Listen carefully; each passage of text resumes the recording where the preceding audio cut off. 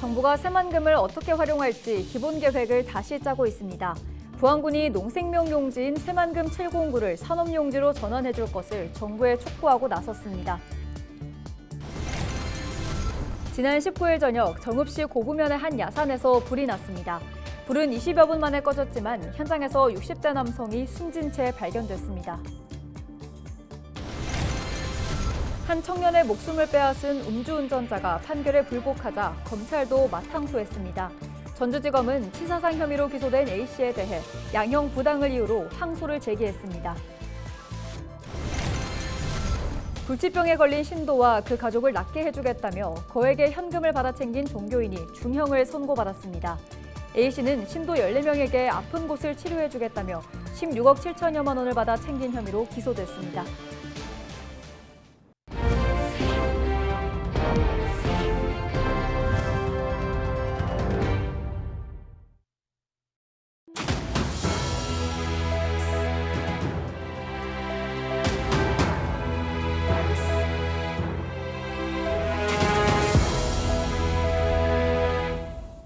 시청자 여러분 안녕하십니까? 헬로티비 전북뉴스입니다. 정부가 전북도민의 희망이자 대규모 간척 사업인 새만금을 어떻게 활용할지 기본 계획을 다시 짜고 있는데요. 부안군이 농생명 용지인 새만금 709를 산업용지로 전환해줄 것을 정부에 촉구하고 나섰습니다. 하지만 농림축산식품부는 간척지를 농업 경쟁력을 올릴 중심지로 육성하고자 해 어려움이 예상되는데요. 보도에 이나라 기자입니다. 지난 7월 권익현 부안군수는 기자 간담회를 통해 새만금 709의 아리백 신재생 에너지 산단을 조성하겠다는 청사진을 밝혔습니다. 산업단지가 조성되고 기업이 들어와야 일자리가 생기고 지역 소멸을 막을 수 있다는 겁니다. 인구 소멸 대응하는데 최고 대책이 저는 일자리라고 생각하고요. 새만금 MP를 구성하고 있는데 우리가 여기에도 아리백 산단을 넣을 수 있도록 최선을 다하겠다는 말씀을. 하지만 새만금 709는 안정적인 식량 생산을 위해 조성된 농생명 용지입니다. 그래서 권익현 부안군수와 부안군의회 등은 20일 전북특별자치도의회에서 기자회견을 열고 정부에 새만금 709를 국가산단이자 산업용지로 지정할 것을 촉구했습니다. 인근 지자체보다 산업 집적도가 상대적으로 아주 낮은 우리 군은 지역 간 균형 발전을 위하여 반드시 산업용지가 필요합니다. 지난 14일 새만금 기본계획 재수립 중간보고회를 연 새만금 개발청은 산업용지가 부족하다며 새만금 709 등을 산업용도로 전환할 것을 고려하고 있다고 밝혔습니다. 하지만 농림축산식품부는 간척지를 농업 미래성장 산업의 전진 기지로 보고 본래 목적대로 사용하겠다는 입장입니다. 특히 현재 사료작물을 재배하고 있는 새만금 709 중 일부는 내년부터 밀과 보리 등을 키우는 복합 곡물단지로 조성하고 또 다른 부지는 원예단지로 활용할 계획입니다. 이에 대해 부안군의회는 농식품부의 계획을 수용할 수 없다고 말했습니다. 새만금 농생명 용지 709와 관련하여 정부가 추진 중인 장기 농지 임대 계획은 또한 국민의 목소리를 유면한 처사로 결코 수용할 수 없으며 정부의 계획을 결사 반대합니다.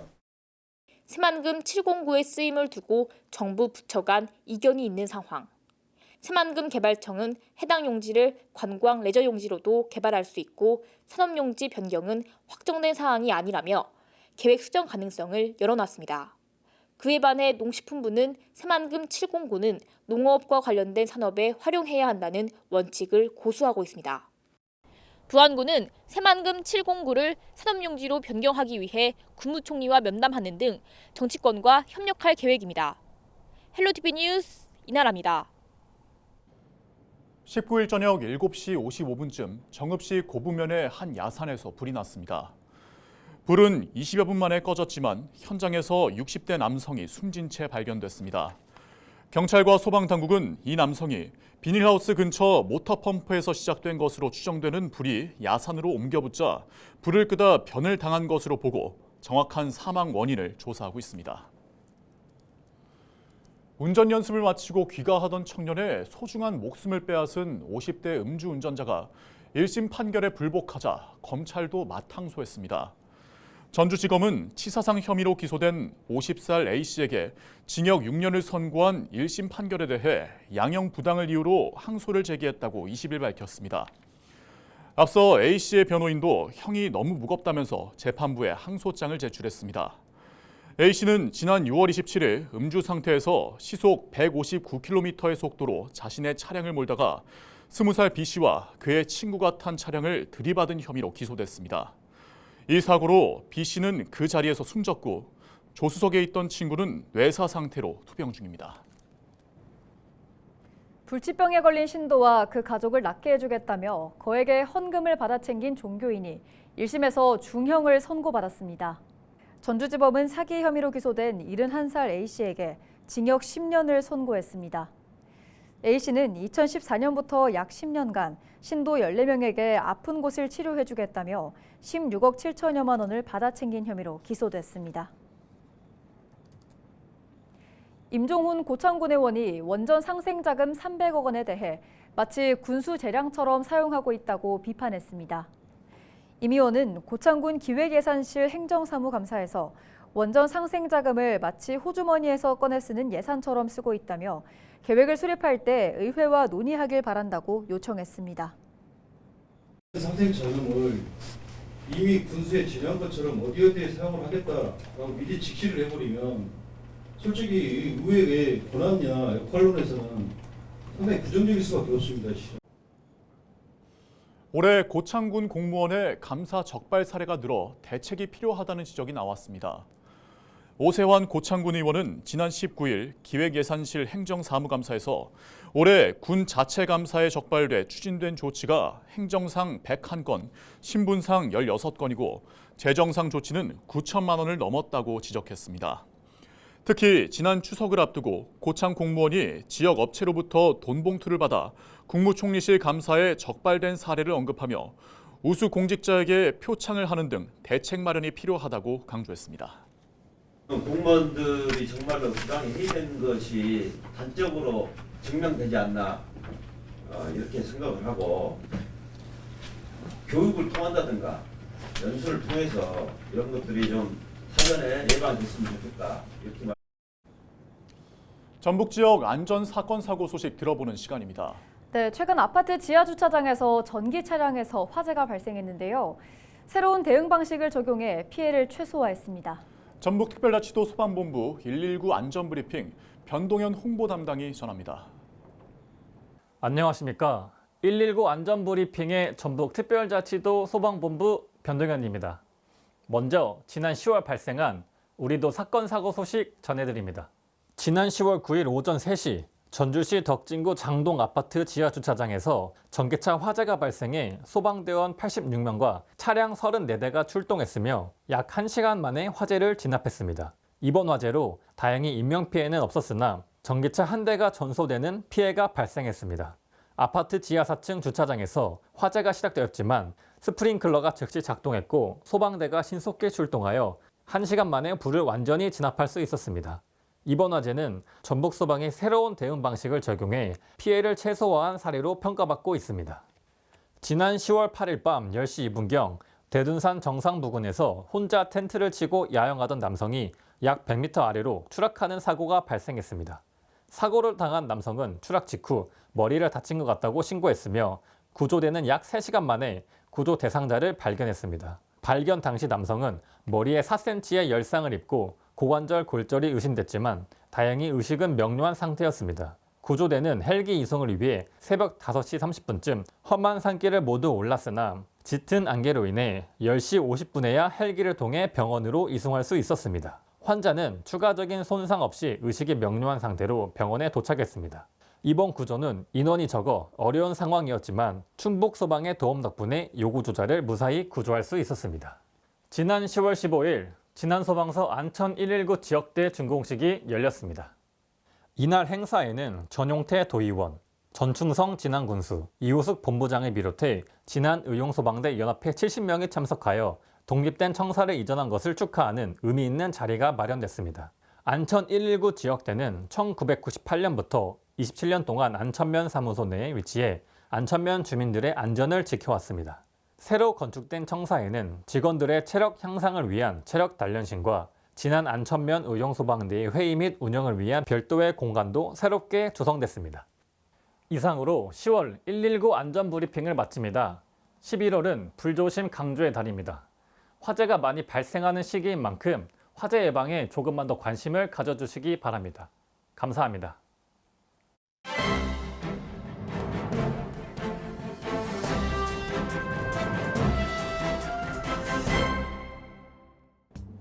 신문브리핑 전북도민일보 기자입니다. 22대 국회 첫 정기국회에서 전북도와 정치권이 현안 해결에 총력전을 펼치고 있는 가운데 20일 국회 보건복지위원회 공공보건의료 대학 설립 운영에 관한 법률 심사를 시작으로 26일 대도시권 광역교통관리에 관한 특별법의 국회 통과 여부에 관심이 집중되고 있다고 합니다. 이들 법안의 국회 통과와 함께 제2중앙경찰학교 남원 유치, 전북 국가예산 10조 원 달성 여부는 전북 현안 해결의 그랜드슬램으로 비유되고 있다고 하는데요. 특히 대강법 국회 통과 등 전북 4대 현안의 해결 여부에 따라 김관영 도지사뿐 아니라 전북 정치권의 위상이 크게 달라질 것으로 보인다고 합니다. 22대 국회 출범 후 성실한 의정 활동으로 상한가를 기록하고 있는 국회 보건복지위 박희승 의원은 전북 현안 해결의 중심부에 서 있다고 신문은 전했습니다. 지금까지 신문브리핑이었습니다.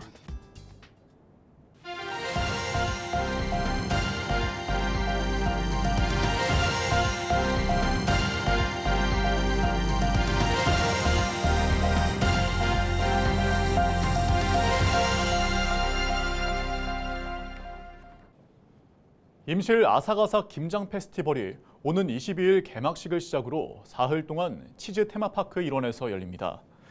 김장 페스티벌은 김장 체험과 절임 배추, 양념을 받아볼 수 있는 판매 행사로 진행됩니다. 이번 행사는 사전 예약자 700여 명을 대상으로 진행됩니다. 페스티벌에는 지역 농가가 직접 재배한 고춧가루와 절임 배추, 무와 양파 등 청정 농산물이 사용됩니다.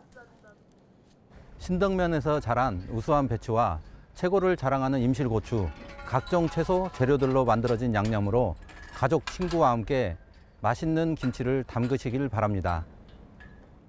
남원시가 전국 지방자치단체를 대상으로 여성가족부가 선정하는 여성 친화도시에 지정됐습니다.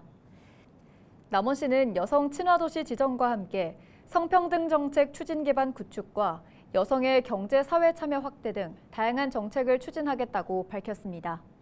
시는 여성가족부와 12월 중 협약을 체결하고 추후 5년간 여성 친화도시 조성 사업을 위해 상호 협력하게 됩니다. 여성의 지역사회 참여를 활성화하고 사회적 약자가 안전한 도시, 시민 모두가 행복한 남원을 만들어 가겠습니다. 한국 전통 장유의 고장 순창에서 고추장을 활용한 떡볶이 축제가 열려 방문객들의 발길이 이어졌습니다. 순창 발효 테마파크에서 지난 16일과 17일 순창 떡볶이 페스타가 열려 참가한 18개 팀의 다양한 떡볶이 메뉴들이 선보였습니다. 순창 전통 고추장 민속마을에서도 마을 트레킹 프로그램이 진행돼 방문객들의 관심을 모았습니다. 남원시가 겨울철 추위에 대비하기 위해 버스 정류장에 전북 최초로 온열등을 가동합니다. 높은 보온 효과가 기대되는 온열등은 고령자와 어린이 같은 이용객이 많은 시내권 버스 정류장 17곳에 설치됩니다. 대중교통을 이용하는 시민들이 추위를 피하고 휴식을 취하며 편리하게 대중교통을 이용할 수 있는 환경을 만들어 가겠습니다. 상대적으로 상영 기회가 적은 전북 지역 신진 청년 영화 창작자들의 작품을 소개하는 제4회 뉴웨이브 영화제가 오는 23일부터 이틀 동안 전주 디지털 독립영화관에서 열립니다. 이번 영화제는 전북 지역 작품 11편과 초청 작품 3편 등 총 14편을 선보입니다. 개막작으로는 이지훈 감독의 보온병을 켜라, 소지인 감독의 어떤 봄, 박유미, 정재욱 감독의 찔레꽃 등이 상영됩니다. 영화마다 상영이 끝나면 감독이 관객과 대화를 나누는 시간도 마련됩니다. 이상으로 뉴스를 마칩니다. 함께해 주신 여러분 고맙습니다.